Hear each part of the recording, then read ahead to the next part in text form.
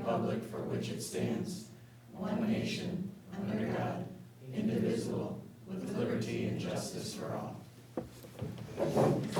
Secretary, to note, roll call for you tonight, please.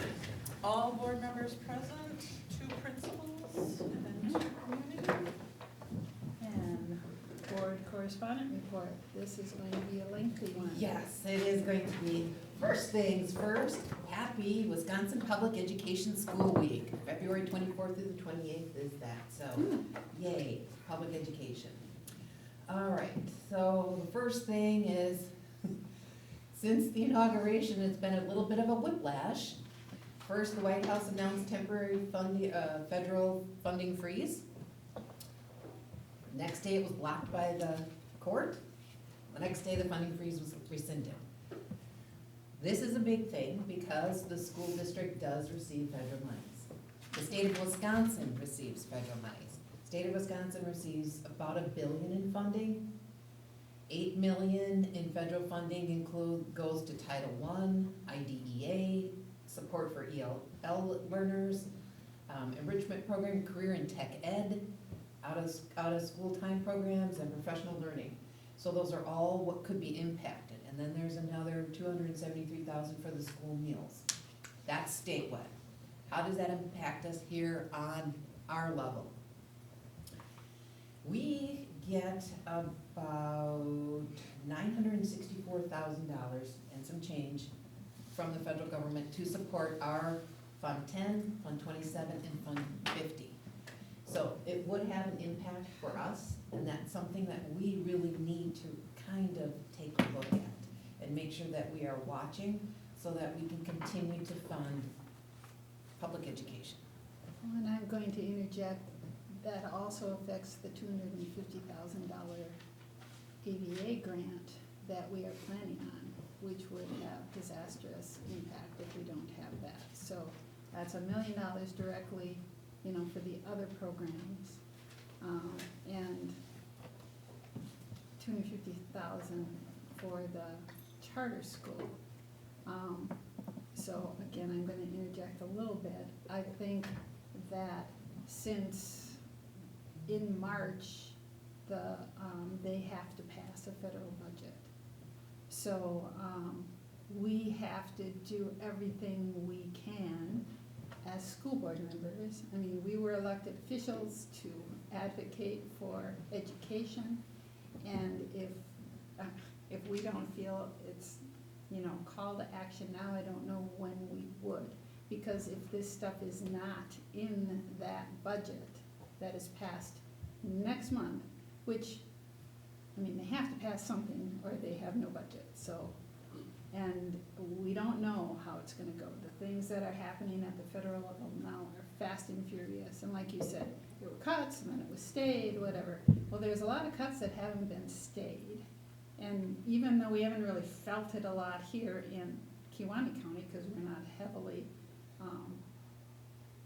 federally employee, situation, it's gonna affect us when it's National Weather Service and food inspections and the CDC and all of that. It ultimately will affect us. And personally, in my own family, it's already affected my daughter, who is a VA employee, who's had all the nasty letters, and their program, which is to service veterans' mental health and chronic pain issues. So they're hitting everything. And so we have to be naive if we think that the Department of Education, which they threatened to dismantle before, isn't going to be on the chopping block at some point. So at the federal level, we have 2 senators, Baldwin and Johnson. And then we have Congressman Weed. And I think it is important for every one of us as school board members to contact them. There are local numbers, I think they're Green Bay and Appleton. There's also numbers in Washington. And you dial it, you either get an answering machine or you get a staffer. And we need to tell them that, first of all, that we're constituents, that we are school board members, And if you happen to be talking to an office of who you voted for, tell them, and I voted for you. And, you know, you need to back education.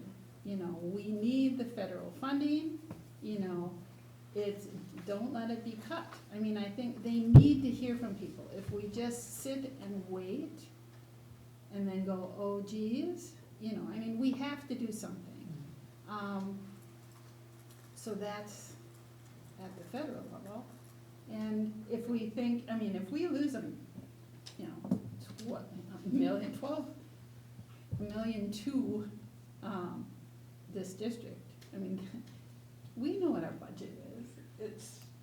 That is super significant.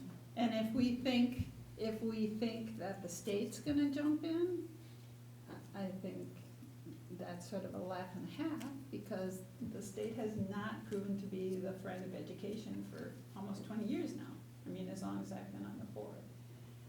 They have shorted and shorted and shorted, and like Ever's budget, which I'm sure you're gonna go through some of that, tries to make up for some of the shortfalls, but it's not his to pass. We know you know. So, you know, again, at the state level, you know, we have kitchens, we have Jacques, I think even Voss. We need to be the squeaky wheel. They are just having their public hearings now. They're not gonna start deliberating on the budget until a little further down the road, and won't finalize it until like June. But we need to be a squeaky wheel with them as well. And before I let you get into all the details, aside from really imploring every one of us as school board members to call, because I think, again, we were elected as advocates for the students in our district and the youth of our country, and that should mean something to the elected officials in Washington and in Madison. And so I urge everyone to make the phone calls. I'm also willing to send some emails regarding some of these concerns, you know, professional, of course, you know, and I can either do them as just saying as president of the Algoma School Board, but if I am directed by this board to do so, I can say on behalf of, and I think that makes a bigger impact because it isn't an individual, and I would be happy to do that if the board would like me to. Basically, it would just be, again, in, you know, telling them that we depend on this money, the students of our district do, imploring them to make sure that education gets funded in their budget deliberations. So What do we need to make a motion on that, or we just say, hey, yeah, if you wanna do it, that's fine with me? I mean, is anybody opposed to my sending something on behalf of the board? No, I'm not opposed to you sending on behalf. I think there's also weight in us doing it individually as well. And Absolutely. I've already done that. Right, and Because I my day agree. job actually is affected as well. I bet, So, exactly, and I'm not saying that I would do it I think the more, the better.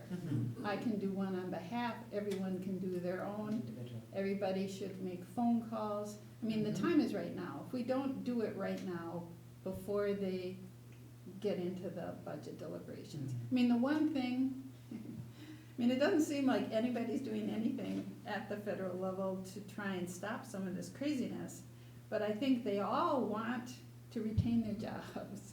So they need to hear from the people that vote for them. So anyway, okay. I do want to touch just on that. I mean, maybe it's preliminary, but I think what would be helpful for us when we call these elected officials is to have some sense of what our district would have to cut if we lost $1.2 million in this district, right? And maybe we can't answer that right now, but if we had something to say, hey, you know, we can't do this anymore, because we know it's gonna have a huge impact. I mean, that's over 10% of our entire budget, so that's really gonna hit our district pretty darn hard. I think I think initially right now, just knowing the programs, you know, the title programs, the mental health and the enrichment programs and those kinds of things. IDEA funds. Right. That's a big one for us. I think that would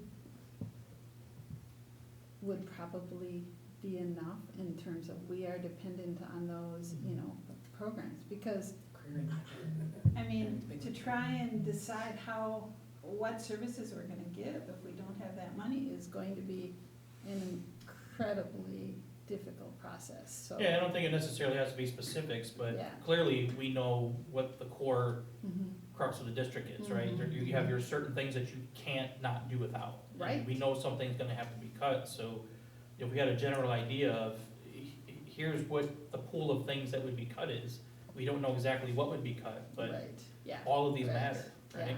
Well, what are the title programs providing for our kids? We got Title I, Title II, Title III, four. Well, but those are just numbers, for people who don't know what the numbers mean. So Title I is your reading intervention, a lot of that supports under that. Title II, Title III, that's supporting your EL students, your English language learners students. So some Yeah. professional development falls under that category as well. Yeah, So, I mean, anyway, so, yeah, I agree with you. Maybe, would you be willing to put together a little email for all of us to, okay, and then, yeah, I think we all need to be active in this, because it could get pretty rough down the road. So, okay, go for Okay, it. so COSBA, the Consortium of State School Board Associations, also said that the president has signed 2 executive orders aimed at education. The first one, he's promoting school choice, which we already have some federal dollars of ours that go down to the voucher school. So, that could open up a little bit more. And then restricting federal funds to schools or states that directly or indirectly support or subsidize the instruction, advancement, or promotion of gender ideology and discrimination, equity ideology. WASB is studying this, the impacts, and they'll provide us with more updates. So those are just things on the federal level. Now a little bit to the state level. State superintendent race, February 18th was the primary. And out of that came 2 candidates. One is the incumbent Dr. Jill Underly, and the other is Brittany Kinzer. So important to remember to vote April 1st. Do some research on both of those. One is very pro-public education and one is pro-private education. So it'd be interesting to see where that shakes out. There are some bills that haven't gone through yet. One is in the state legislature that would require schools to grant access to federal youth organizations such as Scouting America and the Girl Scouts, as well as military recruiters. And I don't know what they do right now, but there's more things for you're gonna have to allow them to come in. The money that's allocated for Act 20 is probably gonna revert back to the surplus.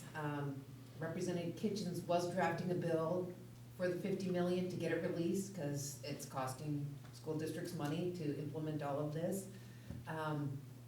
The Republicans couldn't agree, he couldn't get the contemporaries to go with this on him, so that money is probably gonna go back into the surplus.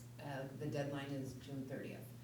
And the governor did touch on that in his budget proposal, he put that money back in there. Senator Jacques has a bill that would require the installation of water filters and regular testing. That funding is uncertain because they were putting that in the budget. That comes out of the lead issues that were down in Golda Meir, down in Milwaukee Public Schools, and now they're finding more and more schools. So they would like to have water filtration and testing done so that schools, I think they're built, I don't want to say the year and get it wrong, but certain year when the buildings are built, the lead is a little bit more predominant, and that abatement has to happen. There are 3 bills that would place additional restrictions and requirements on school boards' ability to pass referenda, which would include eliminating recurring referenda, requiring information on estimated interest and average increase in property taxes be posted on the ballot, and eliminating funds raised by a referenda of more than $50 million from a school district shared cost. This is unfortunate because school districts are having to go to referenda because school districts have not been funded properly since all of my time as being an educator, so that's 30+ years. So this is really going to hurt if those go through. The U.S. Department of Education is gonna revert back to the 2020 Title IX rules. And that came out of the Office for Civil Rights, and they're going to enforce Trump's administration's 2020 Title IX rule. February 18th saw 5 school districts go to the ballot with 5 referendum questions, and April 1st we'll see 89 referendum questions in 81 districts. All right, WIAA updates the policy on transgender athletic participation. They are affirming the compliance with the federal directives that only students designated as females at birth will be allowed to participate in girls' competitions. The governor's address. This was kind of like a wish list, and it's wonderful, but it would really help out schools. It is a $3.5 billion new investment for K-12 education. Let's see, there's literacy, there's equalization aid, giving schools flexibility to address various needs. Categorical aids would increase. Special education reimbursement would go to 60%, even though we've been asking for 90. Per pupil funding would get a boost. Limit the revenue limits, and let's see, and raising the low revenue ceiling by 1,000 per student. That's a big one for us. We are a sparsity capacity. Let's see, he wants $300 million for comprehensive mental health, $84 million for early literacy, and within that $84 million is where the $50 million that's been blocked by the legislature would come back to fund literacy coaches, reading diagnostics, and one-on-one. There's also $154 million to ensure that every student in K-12 receives free breakfast and lunch. And then he included some $22 million, an interesting thing on how to retain teachers and mentorships and letting, and different ways of teachers going through to getting licensure. He also would like voucher money to be put on the tax bill, so taxpayers can see there is that double Taxation. Yeah, double taxation going on, so that people understand that the school district money, not all of it goes to the public school, it also goes to the private schools who charge tuition. That is the government. Anyone have any updates or additions to that? I have one Only more. that, once again, they're coming out with things that are restricting our local authority. They're coming out with things that restrict our ability to get revenue when they're not giving us adequate revenue. I mean, when their whole big thing of saving taxpayers money, that's their big priority, it's, it's a shell game, because they Right. can say they're saving taxpayers money, property taxes, and then starving the school districts who have to go to referendum, Or raise taxes. which will raise their taxes. I Get the mean, money, and then they're gonna say, but you didn't give us the tax breaks. You said you would have tax breaks, So- but now my taxes are going So up. the taxpayer gets hit. Correct. Either way, it's just that it makes them look like the good guys, and the school districts look like the bad guys. I have no problem with their bills on the idea of civics and cursive and. Well, that's coming. Don't Yeah. Oh, trump I'm me sorry. on that, okay. Can I just interject real quick? Would it behoove us to also maybe have info to the community and the families to help advocate and make phone calls as well? So they understand the implication if this does get cut, what their taxes would end up having to go to cover a loss of $1.2 million in our district? We don't know what's going on yet, so I think it's kind of, we gotta wait and see a little bit more. Well, see, the wait and see is the problem, Amy. I They're understand. voting at the federal level in March. Right, so we can push on the federal. Yeah. Right, So- that's what I mean. And Yeah, that's the what I mean. 1.2 Yes. of, if the message is even just support public education Right. in the budget, it can be that simple message, but, I just if think they that hear there's, that we know that cloud's there. I think there's a good majority of people who maybe sit back and say it's never gonna happen. And I think we're pretty darn close to it happening. So what I'm worried about is, like you said, at the last minute, we're trying to figure out how do we recoup that lost dollars, where Yeah.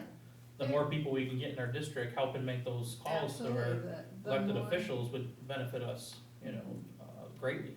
Yeah, I agree. Very true. yeah, I don't know exactly how we could implement that. Like we get a story in the Kiwani Star or something like that, so people understand the magnitude of, Or maybe that's something that should be done as a county, where we could do it, all the superintendents, something, everything, I mean, that would be, build, that would be pretty good. and then go into the Star.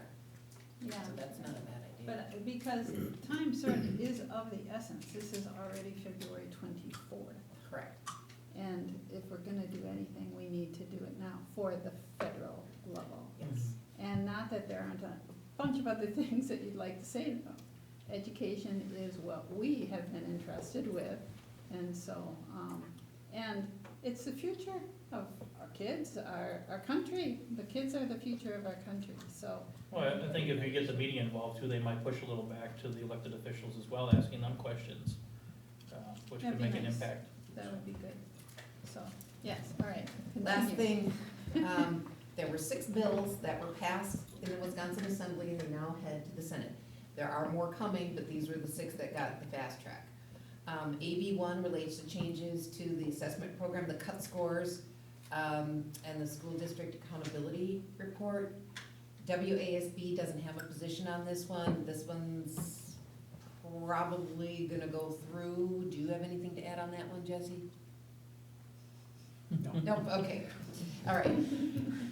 Assembly Bill 2 relates to school boards requiring to adopt policies to prohibit the use of wireless communication during instructional time, so cell phone ban.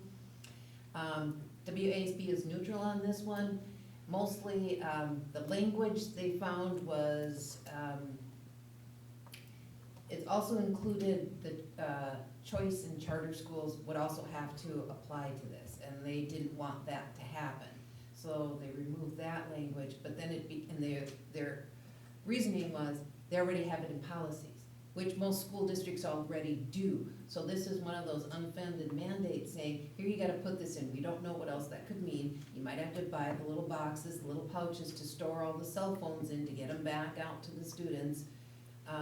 We had scanners that we used to check students' boards. I don't know what we would have to purchase, but it's again, one of those things that you're asking school districts to do, but there's no money for it. And telling us how to do it, because we already don't have cell phones in the classroom. Right. Again, taking away local control, it's like, Yes, that was, and that's. AB 3 records to the cursive writing in the, putting it into the state model language for the English language arts standards, and requires cursive writing in elementary grades. WASB is opposed to this because, again, it's another unfunded mandate. And again, it's that local control thing. Let the school districts determine that. So that was their, that one, so we have no idea where that's gonna go. And then AB 4 is requiring civics to be taught in the elementary and high school grades, and part of high school graduation requirement, and private school educational program. WASB is neutral on that. This again is another unfunded mandate. Here you have to do it, and we're gonna tell you how you gotta do it, because they had very specifics written in there. WASB is neutral on it. Again, it's something that's a local control thing.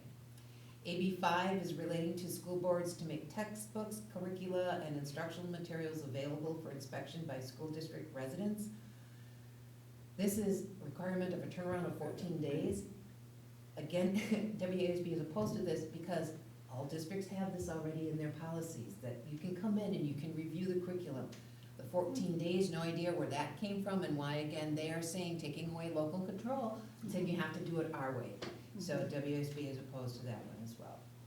And then the last one is requiring a school board to spend at least 70% of its operating expenditures on direct classroom expenditures and annual pay increases for school administrators. So WASB is opposed to this one because it's a blanket arbitrary mandate on 421 unique school districts in Wisconsin. It's unworkable and not sound policy to micromanage local school board budgets in this I manner. mean, what's the school board's role? If they Right. take away our ability to determine how we're gonna spend our budget and make policy on everything, I mean, they're just pulling everything into Madison, and then they're shoving it back out. Half of it is already in place by statute, you know, like Correct. ability to look at materials and all of that kind of stuff. Like they, you know, like they have this big new idea, but they put in specific things that cost money to the districts Right. and, yeah. What's troubling is these have passed the Assembly, which is predominantly Republican, and heads to the Senate, which is predominantly Republican, so the chances of these going are Very good. very good, and again, it will be another hit to our school budget to have to fund these. So, kitchens. So kitchens, Yeah. Joel Kitchens, which there And- should be a, I don't know about these bills, but there should be a listening session for the budget with Joel Kitchens. But again, this could be something in an email saying, no need for this. And he's a good one to talk with, because he's a former Right. school board Right, member. he understands. Exactly. He understands, but he's only one person down there. So I think we need to spread it out. Mhm. Frankly, I was thinking of getting all the names of the ones that are on the joint finance committee, which were the ones holding our 50 million. I have those, there's only 2 Democrats, the remainder are Republicans, but I do have their names. You know, this should not be partisan, you know, it's not a partisan thing to educate our kids, you know? Correct, So, yeah, all right, I'm done. Okay, any further comments? Did or you get all those questions? notes, Chrissy? Absolutely, every single one. All right, moving on to the CISA report, Chrissy. Mine will be much shorter. We had our meeting early February, and they recapped the WASB convention. Colleen reported that the CISA 7 booth was in a great location and busy throughout the convention. Lots of great conversations. Fun little tidbit, our CISA 7 board member, Andrew Mertz from Reedsville, is the president of the WASB. He was sworn in February, so we've got some fun connections there. Amber and Haley from CLA, the same ladies that were here providing our audit for the school district, provided the audit report for the fiscal year ending June 30th for CISA. The auditors and the Board of Control are impressed with the changes in the business office staff there. They've seen the changes and improvements, even the timeliness of completing that audit was earlier than usual, so lots of good things in the business office there. We went into closed session for the hiring of the new CISA 7 director. Patty Bickman from WASB continues to walk us through that hiring process. First rounds of interviews are on March 11th. We have several staff members and superintendent stakeholders interviewing, including Jesse, so thank you. How many candidates? I think we are bringing in 4 the first round. Nice. 4 or 6? 6. Yeah, I don't thought know. it was 6. It might be 6, 4 to 6. We have. Either way, I'm glad that there's interest, that's Yep. what I was hopeful for. Yep, That's great. and a fun point of interest, there were 32,000 people that saw the posting for the open position, 1,200 clicked on the link. Wow. So, Wow, wow, pretty cool. And that's all we have. We'll have several meetings in March. I think March 11th is the first round of interviews. March 13th is our normal board meeting, which we will decide who to bring to the final round of interviews, and the final round is March 31st. All right, well, good luck to you both. Yeah. in Making a good decision. All right, any questions for her? All right, finally for you, Sophie. The dance that I previously mentioned in the other meeting, was this Friday. I thought they had a pretty good turnout. I did go for the full time, so a little bit tired after, but that's okay. It was 8:30 to midnight at the youth club, and yeah, they had, I think, a lot of people go, and they raised quite a bit of money, for the period project, so Good. that's good. The spring sports meeting is March 3rd, so that'll be softball, track, and baseball. National Honor Society are accepting applications until Friday, so I'm excited to see who all joins. I know a couple of my friends are like doing the applications, so that should be exciting. Are you? I did it last year. Oh. Yeah, she's a member. The Algoma Trap Club will be meeting on Wednesday, this Wednesday, the 26th, at 6:30, the Black Ash Gun Club, so any middle or high school students interested in it can go. Something new, Algoma is having a drama club, so they'll meet every Wednesday and Sunday, 3:30 to 4:30 on Wednesday, and 5:30 to 6:30 on school, and then circling back to sports, track signups coming up, or they're doing track signups. High school starts March 10th and middle school starts March 31st. I don't know when softball starts, but I know we're doing like open hitting at the new facility, so we should be starting up pretty soon. The much anticipated Kiwani versus Algoma will be this Thursday. Be their boys' last game and senior night, 5:30 and 7 o'clock. And then the girls, they play Mishicot tomorrow for their first round of regionals. So that should be very exciting for them. Yeah, and that will be it. A lot of good stuff happening. Thank you. When was the girls' game? again? Tomorrow. 7 o'clock. Here. Yes.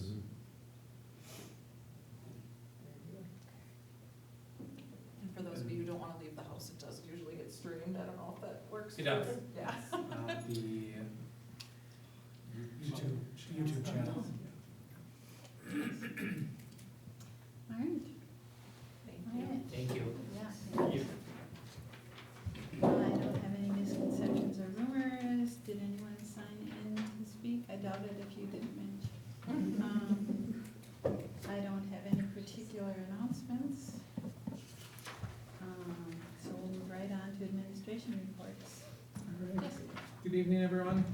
Two key takeaways we'll be focusing on tonight would be, I'll give an update on the district finances. Amber is out tonight. Her and Marie are down in the Dells for a conference. And then I'll give a brief update on some referendum updates as well. So summary to date, or budget summary to date, as of January 31st. We're 7 months into the fiscal period, so expenditures should be about 58%.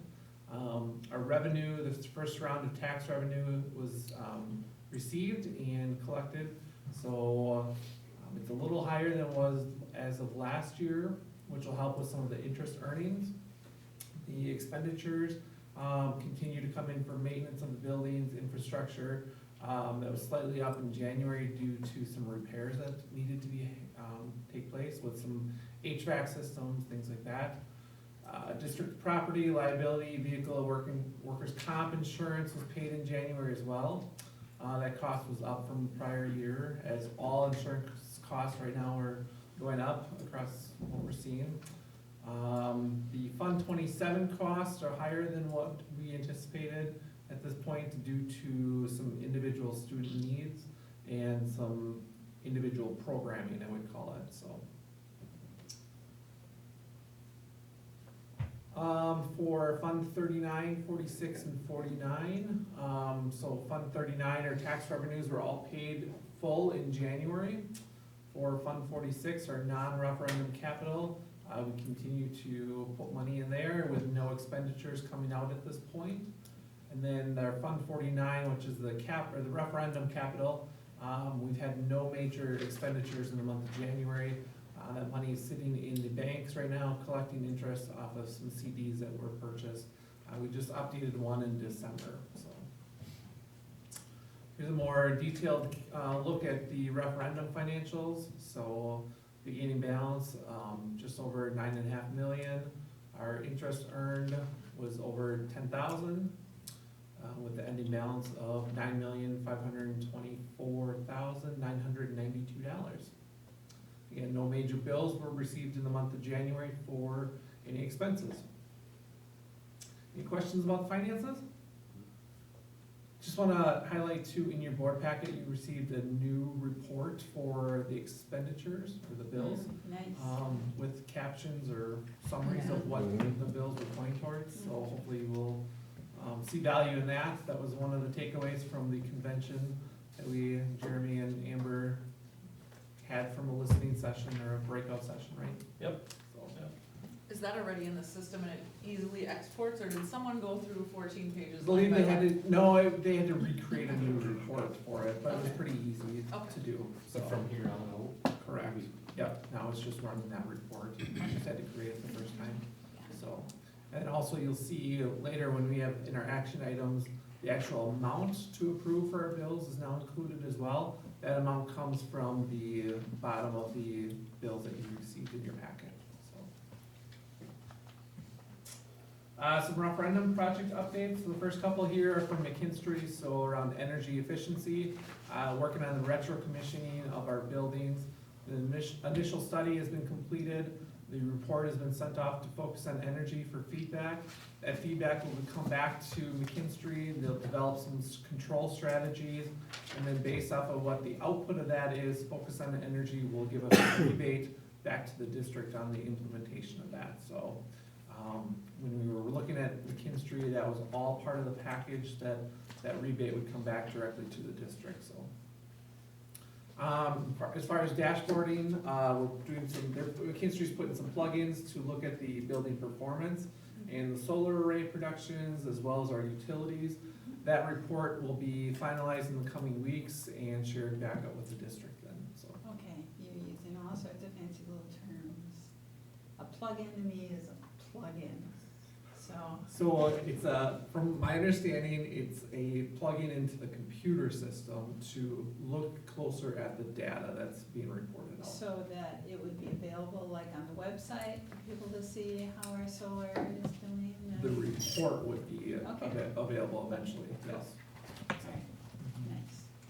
Everything is computer controlled, Correct, yeah. so that's where I'm they looking would at plug the- in to find out what usage and stuff is. Okay.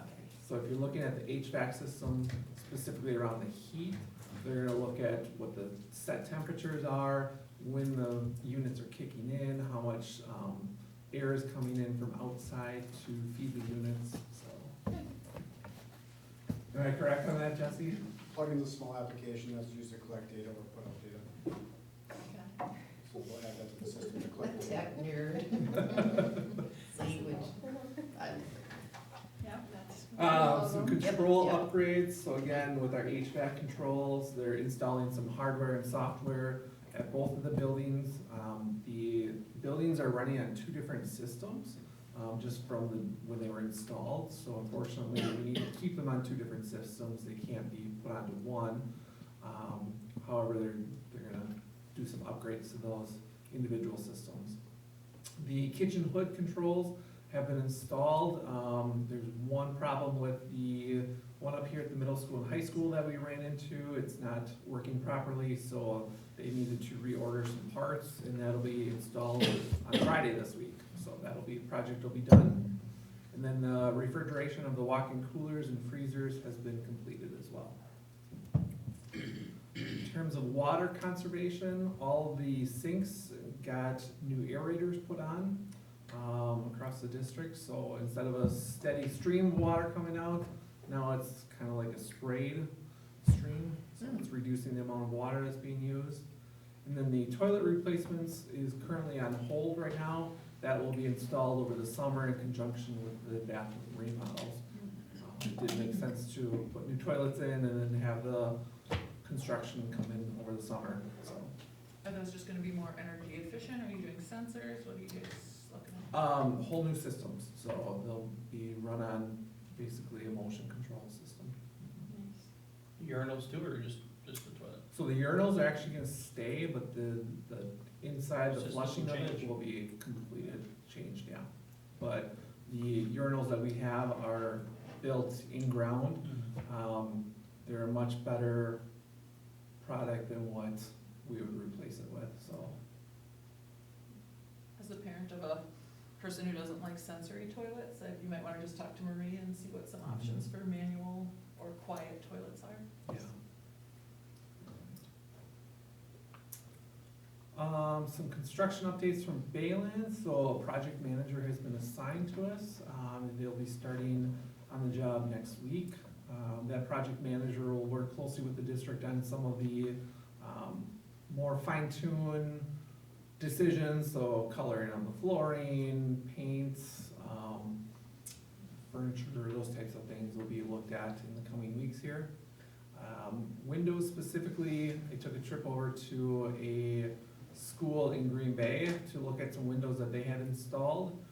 They're an aluminum triple pane window built in Wausau at Wausau Windows and Walls. Several of the schools in the Green Bay district had them installed, and they seem to be working very well. We're looking at probably going with an aluminum base triple pane rather than a wood with what we currently have right now, so. The Performing Arts Center, so we've been working with the Aero AV Group and Camera Corner to get quotes on the sound system. They came out and gave presentations to us, myself, Dave Robertson, Jesse Durst, and then Grant Bartel, who's been working with the musicals in the plays that we've been doing. He's an expert in all of this and knows the systems inside and out. They also allowed us to go over to two schools in the Green Bay schools to show us what they installed about a year ago. I think they've been installed, is that correct? Recently, actually. Recently, just to get a firsthand experience on how they operate, the ins and outs of all the buttons and stuff, basically, so. Decision has not been made yet on which group to go with officially. I think they are leaning towards Aero EV though, so. Then we secured the bid with Lighthouse Productions for the lighting upgrades, so they're on track for that. And then we are looking at install over the summer. Unfortunately with that, we are not able to do a summer musical, which has been part of the summer school program.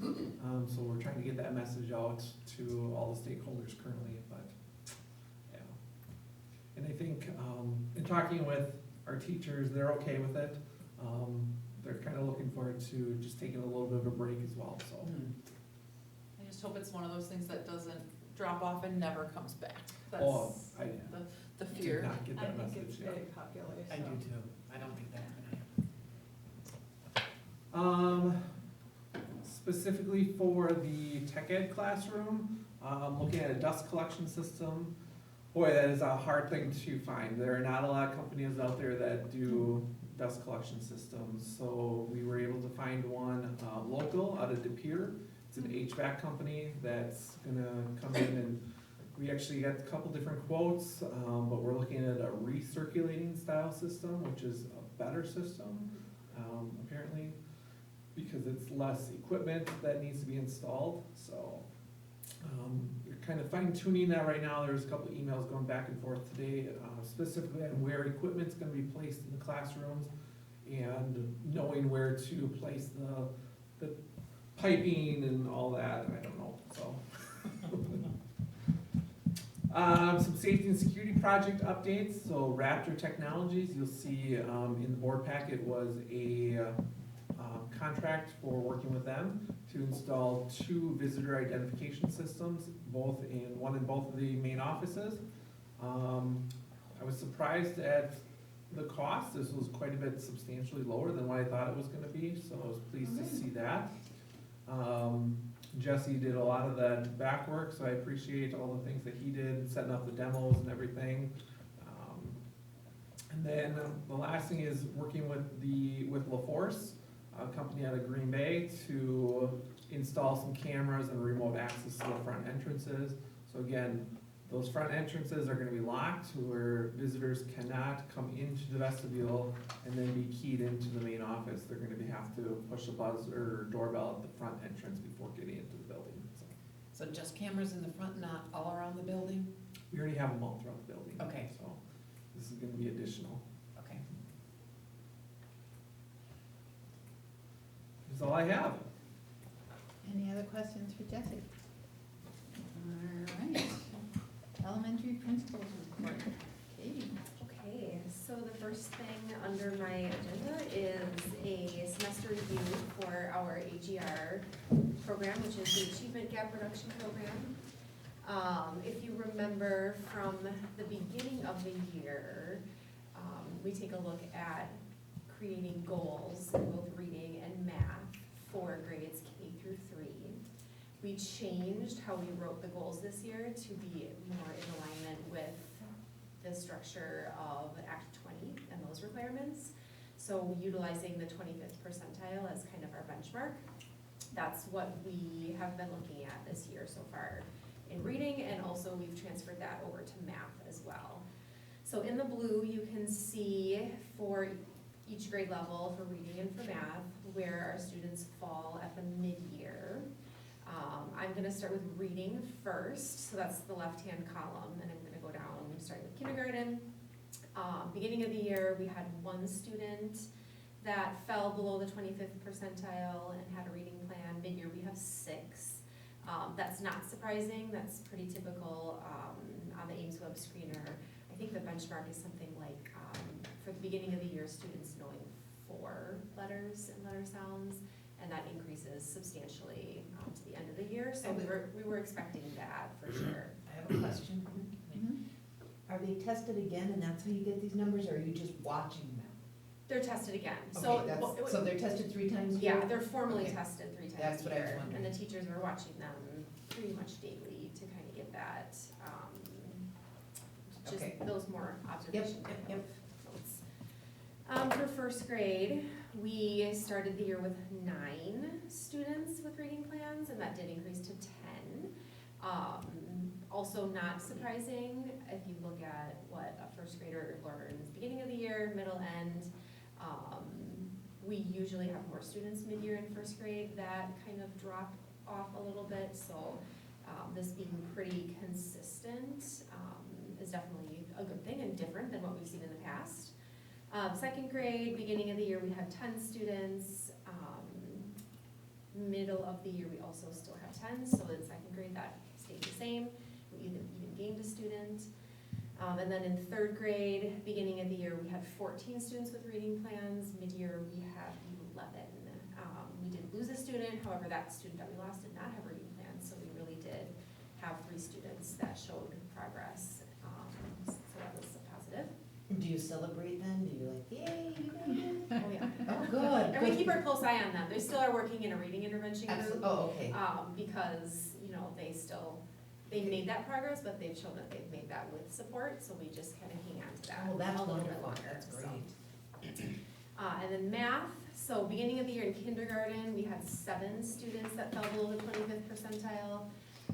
Mid-year, we still have 7, so that has not changed. In first grade, beginning of the year, we had 2 students. Mid-year, we only have 1. That was a celebration.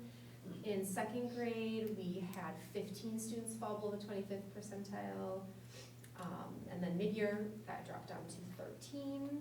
And then in third grade, beginning of the year, we had 10 students below the 25th percentile.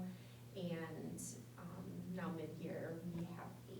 So we've seen some good growth in that. I would say for math specifically, I think that the new curriculum has been a positive, and I also think the addition of the math interventionist, who's mirroring the same process that our reading interventionists utilize, that has been definitely well worth that investment. So, any questions on that? We'll continue to monitor that in the year. Can you just update the numbers for grade 2 and 3, because reading had 37 people, then math had 36, and then. Oh, sure, yeah. Um, Yeah. 46 and 47, just so that Yeah. we know the same people got tested or the same quantity. It's an interesting way of looking at it in terms of still who needs help instead Oh, for of, sure. you know, how many are doing well. But Yeah. it sounds like the expectation, because obviously the rigor Mhm. from when they start the year and into the middle of the year does make the expectation that Yeah. you aren't necessarily expecting a whole lot of improvement. So it seems to me like these numbers are pretty good. Yeah. Okay. We were That's what you would- really happy with that. Yeah. For sure. I think one of the things that has been a huge positive is using that 25th percentile benchmark for like the intensive interventions with the interventionists, and then anyone below the like 35th percentile, between 35 and 25, we have been having those students work with their classroom teachers in an intervention time also. And the teachers have been really great about balancing the math and the reading, because quite a few of these students need help in both.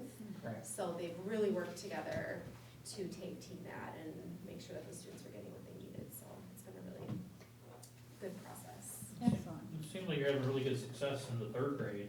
Yeah, absolutely. Is there, other than what you just mentioned with the addition of intervention, is there anything else that you can think of that really makes Yeah, a one difference at the third grade interesting- level? Yeah, that's a great question, and actually one thing that we experimented a little bit with in third grade, so we have our new third grade teacher, Miss Jorgensen. And she's phenomenal, so she teaches all of the reading, and writing for the students. And she made it a point to assess each of her students. So initially, we had some help, sometimes the interventionist tests the students, sometimes other teachers, you know, we just kind of tried to get the assessments done quickly, and she saw that some of her students didn't do as well as she thought they would, and so she asked us if she could retest them and see, and so she kind of gave them a little pep talk and said, you know, you show me how to do this every day, I know you can do it, let's work really hard. So she was really motivating, and I think that has been helpful as well, just having that teacher personalization Sure. too. Any other questions on that? Katie, you may have answered the question already, but like going from reading to math, relatively the same amount of kids other than, you know, other than first grade. Them kids both the same? Sometimes, yes, there's a large percentage of them that are the same, but not in every case, Okay. for sure. Yeah. I would say, if this, that's not always true. It kind of depends on the grade level too, so like third grade, you know, there's less of the basic reading skills and more complex math skills, so we might see more students in the math than in the reading, so it's kind of dependent on the student. And what's being taught in that year. Yeah. All right, my second item is we are very shortly gonna be starting our spring concerts, so I just wanted to share those dates with everybody. So this would be our 4K through 4th grade spring concerts. Our first one is in March, and that is our first and second grade concert. It's on March 20th at 6:30 p.m. The following month then in April is 4K in kindergarten. That one is scheduled for April 14th, and also at 6:30 p.m. And then the May concert is for our 3rd and 4th graders. That's May 1st. And families with the students in those grade levels will be getting information as those dates get a little bit closer, but I can save the date for those. And then also in the spring, it is that time of year again where we start looking at our state assessments as a district. So we've started to prepare for all of that. ACT for 11th grade students is right around the corner.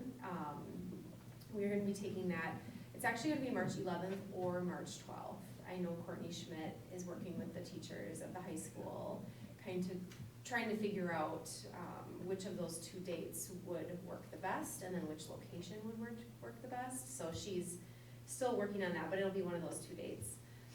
The 9th and 10th grade students will take the pre-ACT Secure on April 16th. Elementary school, we have the Forward exam for grades 3 through 6, and that will be the week of April 7th through the 11th. And then middle and high school students also take the Forward. They'll be taking it April 16th and 17th.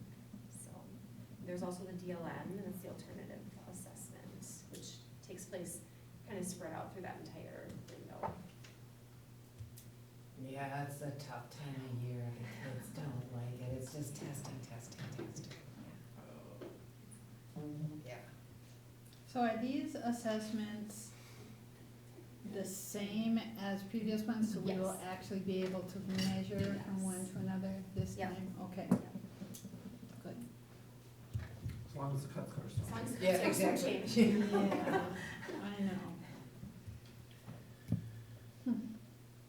That's all for me. All right. Middle school, high school principals report, is that you, Jesse? That would be me. Dave? So, Mr. Robertson shared that, he's working with his staff on some AI, as well as some things we're doing district-wide, but AI is here. It's not going away, so That's as true. a district, we need to adapt and use it in a way that's teach our students in a Mhm. positive way to use it, right? Mhm. So they've been using Rural Virtual Academy, I believe it was, came in and did a presentation to their staff on some AI things. So. Then scheduling night was held, was it last Wednesday or the Wednesday before? Last Wednesday. and over 90% of students came and were Nice. scheduled.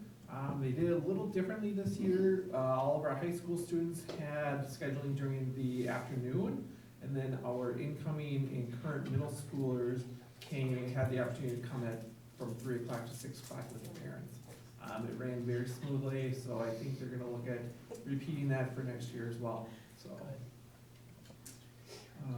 Do you schedule the entire year, or is that just for fall semester? Entire year. Okay. Mhm. Thank you.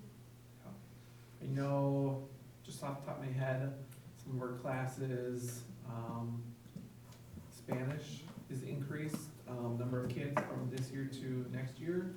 And our ag classroom or program, I think they're at 20-some kids this year, they're going up to 68 for next year. Wow. So, more than Wow. doubled, so, Wow. exciting to see Well, I that. love to hear that. Yeah. How did- With the cool. credit change, how did that go with the selecting of the, Good, but it's a gradual, remember, if Yes. we're Yeah. talking about the credits, it's only a half credit for next year Yeah. for those that'll be graduating, so not an issue at all, so. And then, one of the other great things that we're doing for next year, ABA kids, or the program is allowing, kids in the traditional setting to take an elective course and do some classes, so I think that was signed up, it's fall, correct, I believe? Maybe 1 or 2 spots. 1 or 2 spots left, so very well received by that Mhm. too, so. Yeah, that's excellent idea. Anything else? That's it. All right, moving on to the other Katie, Pathfinder Algoma Venture Academy pack of pups.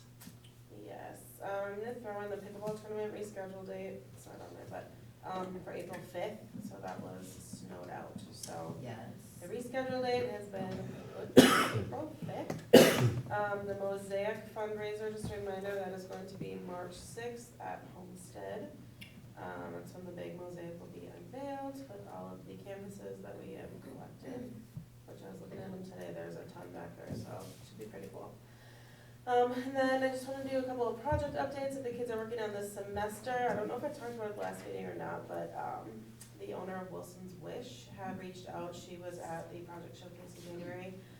She has a goat that has a bum leg that they've just been using like PVC pipe for a brace. And she saw that we had a 3D printer and that we have kids who are passionate about 3D printing.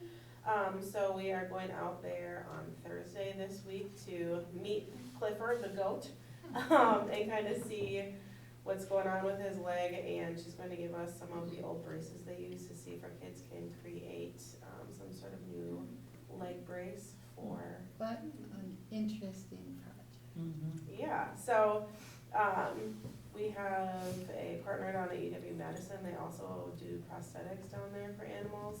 So hopefully we'll be able to get our kids down there to kind of see the process for that too. So that was really fun, I'm excited about that one. Newman Park, we have a group of 8th graders who presented at a city Parks and Rec meeting tonight about their ideas of what they'd like to do with Newman Park in town.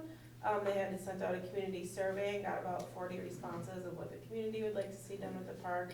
I think right now it's just kind of grass and trees, and they're looking at making it kind of a collaborative learning space as well as a place for the community to be able to hang out and get some exercise and, yeah, go ahead. So I was able to be part of that meeting, and the boys were very poised and did a great job. You could tell they were nervous, they didn't know what to, but it was greatly well received. It was wonderful to see how at 8th grade, they were out there developing their idea and talking about it, and that's in my neighborhood, so putting it back to the tree park would be awesome, and then putting some things in there, it's wonderful to see something coming out of it, so I hope. Yeah, it they're turns out to be definitely a great job. looking at planting a bunch of different types of trees. Keeping the community in mind, obviously, they were looking at different fruit trees, so people who are out on walks can pick an apple or pick some raspberries as they're walking, but. Are the kids able to do the stuff, or like plant the trees, or is it? Yeah, they have a couple different partnerships that they're looking to make. One of them is with it's a coalition up in Sturgeon Bay that we help plant trees in the spring with, that hopefully they get some of the trees donated. And then, potentially, like we were talking today with the boys about different picnic tables and things they want to build, like just doing like a community, call to community action day to have the community members come out, like maybe we can have all the wood cut and everything and have the community members come out and help build some of the stuff that we'd like to see out there, so. But the intention is Stay tuned. that they will take care of the planting somehow, yeah. Somehow help, I mean, it is Yeah. still, I don't know about liability Mhm. with all of that, but they did, that was part of the proposal, that they wanted to be part of planting some of the trees. Yeah, and we do, I mean, like I said, we do it every year anyway, we usually do it at Peterson Park with the coalition that's up there. Gotta cut some dead ones down to make room for those new ones. I thought maybe we could get a couple of young kids in there to, Oh, help haul all the way the old wood? well, they could cut them down, would be great. Good luck. Talk about liability. Talk about liability. Yeah, I was gonna, that's what they did say, they don't have the equipment for that. The last one is just Howl Brew, so our student who started Howl Brew last year is going to be expanding into the elementary school, yeah, this spring, so she has been, well, she's going down next week to meet the kids that will be a part of the elementary expansion, and then she is taking the students that are at the high school and bringing them with her to help mentor the students in the elementary school and kind of learn some of the jobs and roles that way, so that's really exciting. Good. I have Go ahead. One question. Yep.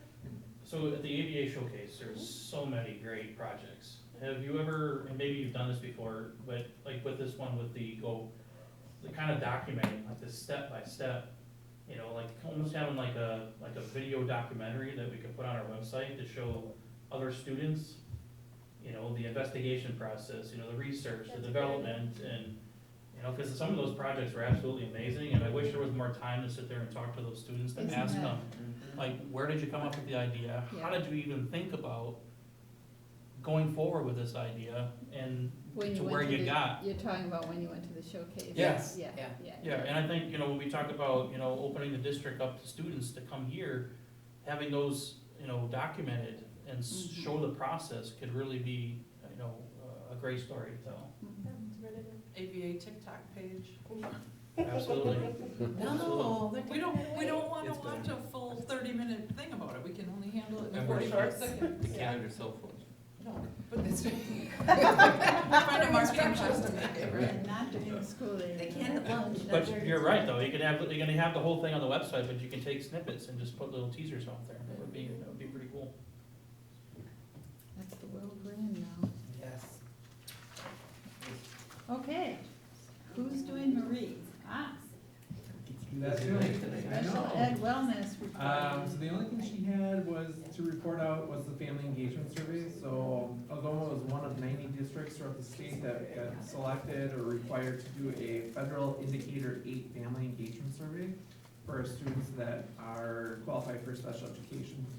So a survey is gonna be going out to parents of students that receive special education, ages 3 through 17. So families can look for that email or letter to be sent out to them.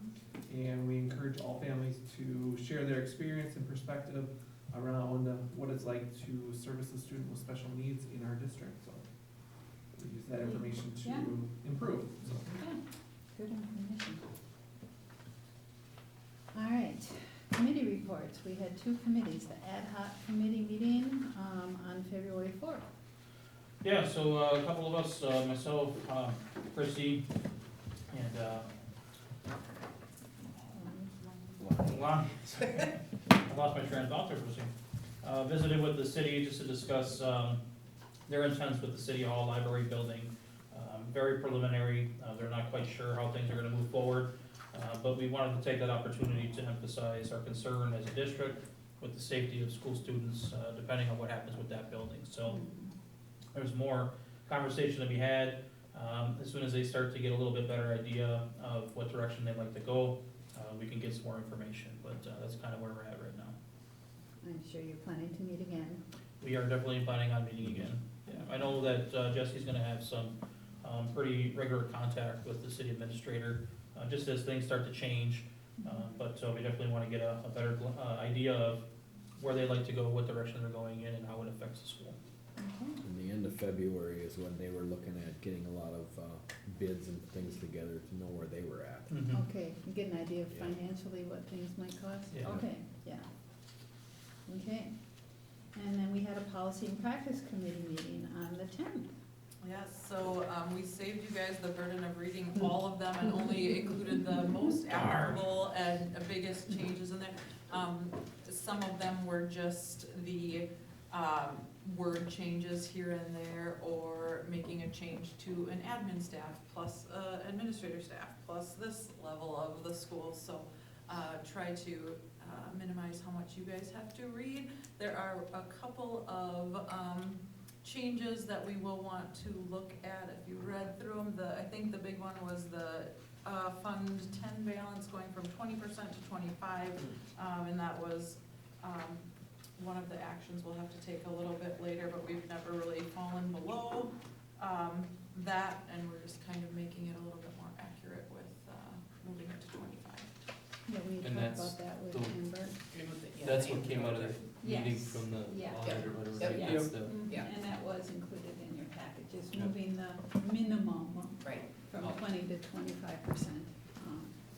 And that is actually, it's not a separate one. I will point out which policy it is when we get to that point in which. Any other questions for Chrissy? Okay, then we will move into action items. I need a motion to approve the regular board meeting minutes of January 27, the ad hoc committee meeting minutes of February 4th, and the policy and practice committee meeting minutes of February 10th, 2025. So we'll, Second. Motion made by Lonnie, second made by Chris. All in favor? Aye. Opposed? Motion carries. I need a motion to approve the bills that have been presented to us in the amount of $938,284.27. So moved. Second.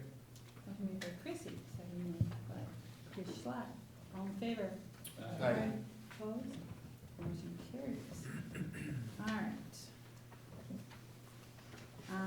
This is the revised Neola policies. We have a motion to approve the revised Neola policies 1130 to 2464, 3230, 4140, 4230, 5113, 5330, 5440, 5460, 5512, 6235, which is the one about our fund balance, 6620, 7410, 7440.02, 7540.03, 7540.04, 7540.07, 8120, 8330, and 8531. So moved. Second. Motion made by Amy, seconded by Jeremy. All in favor? Aye. Opposed? Motion carries. I need a motion to approve the rescinded Neola policies. And just as a side note on that, that's usually because they've incorporated them in other policies. I need a motion to approve rescinded Neola policies 5341, 5611, and 5710. So moved. Motion made by Chris. Second. Seconded by Chris Schlot. Chris. All in favor? Aye. Opposed? Motion carries. I need a motion to approve the Neola policies with no changes, and that sounds crazy, like, that we have to approve those, but it's just that they've been reviewed and updated if needed, so. Those policies include 1100, 1241, 2210, 2270, 227101, 2416, 3214, 3281, 4124, 4214, 6231, 7430, 7440, 8305, 8395, 8600, and 9150. So moved. Motion made by Amy, Second. seconded by Lonnie, all in favor? Aye. Opposed? Motion carries. I need a motion to approve the new Neola policies, which would have been included in your packet, 2440.01 and 8125. So moved. Second. Motion made by Jeremy, seconded by Amy. All in favor? Aye. Opposed? Motion carries. I need a motion to approve the rescinded Title IX Policy 2264 and the revised Title IX Policy 2266. So moved. Second. Motion made by Chris Schley, seconded by Chris Benish. All in favor? Aye. Opposed? need a motion to approve Neola's Edgar policies 3440, 4460, 6110, 6111, 6112, 6325, 7310, and 7450. So moved. Motion made by Jeremy. Second. Seconded by Chris Schley. All in favor? Alright, Opposed? Motion carries. I need a motion to approve the contract with Raptor Technologies in the amount of $4,828. So moved. Motion made by Second. Denise, seconded by Jeremy. Any questions or discussion? Jesse, go ahead, Chris. Go ahead, Is there gonna be a yearly fee to this? There is, about $1,700. Okay. That's what, okay. No, that's basically they take care of everything, I mean, That That covers the background checks that they do, the service that they provide. Okay. So that any license. but I mean, software access fee, it says in here, that, I mean, Yep. technical support, I mean, that's basically, if you have issues, you call them, right? I mean, that's, okay. that's And- unlimited background checks, so, you know, we wanted to get this in place before we start doing some of the referendum work, so when contractors start coming on site, every day, whoever is working in the building is going to have to go through, drop their ID in, they're gonna have a sticker printed daily, that's gonna go on their hard hat, basically, so. And like there, see like the roles and the badges, I mean, that might be an additional cost later on, right? Correct, I yeah, it mean- doesn't mean we have to go through them to No. purchase it. No, it's whatever, okay. Okay. Any other questions? We have a motion and a second. All in favor? alright, Opposed? Motion carries. I need a motion to approve the contract with Teach Speech in the amount of $95 per hour from February 2025 through April 2025. so move. Motion made by Lonnie. Second. O'Connell. Yeah. She's doing it. All in favor?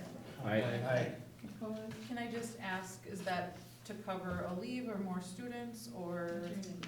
That is, to cover maternity leave for Ashley Brown. Thank you. All right, any requests for future agenda items? I'm thinking the one thing that comes to mind is just, continuing to make sure we're following the legislative changes, but that can certainly be done, it can be done through the correspondent report. So I don't know. If, Daily. with that being said, if there's, if we, I mean, like I said, I've been calling some elected officials, I usually get a, one of their employees or an answering machine. If we happen to be able to speak to somebody, do we want us to pass it on to Amy for the correspondence report, or do we wanna not share that, or? I guess I would take it as a matter of what you found out. If somebody is receptive, I think that's nice to pass along. I think that's something that you could personally mention during that time. Again, that's, I don't think we have to tell if somebody isn't receptive. Right. I mean, but that we contacted the office and whatever, and somebody was receptive, I think might encourage more people to do it too. All right, I need a motion to go into executive session under Wisconsin statute 19.85, subsection 1 and C, for the purpose of personnel matters, compensations, staffing, and resignations. We'll move. Motion made by Second. Chris, seconded by Second. Jeremy. Roll call vote, Jeremy. Yes. Amy. Yes. Yes. Lonnie. Yes. Chris. Yes. Chris. Yes. And I also say yes.